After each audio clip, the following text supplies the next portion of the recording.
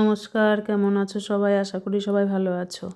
আজ বৃহস্পতিবার, তো দেখো সকালবেলা বাসি কাজকর্ম সেরে ঢুকে গেছি ঠাকুর ঘরে। ঠাকুর ঘর ঝাড় দিয়ে মুছে টুছে ঠাকুরের বাসন সব বার করে নিয়েছি। এদিকে বেলপাতা দুর্ব সব তুলে টুলে রেডি করে পরিষ্কার করে ধুয়ে টুয়ে বাসন টাসনও মাজা হয়ে গেছে। এবার বাসনগুলো ধুয়ে নিলাম, ধোয়া হয়ে গেল। তো সকালের টিফিন করে তারপরে এদিকে দুপুরের সব সবজি টবজিগুলো কেটে নিয়েছি। এখন দুপুরে রান্নাটাও শুরু করব। তো আজকে রান্না করব একটু শুটকি মাছ। তো শুটকি মাছ কে কে খাও আমাকে কমেন্টে জানিও।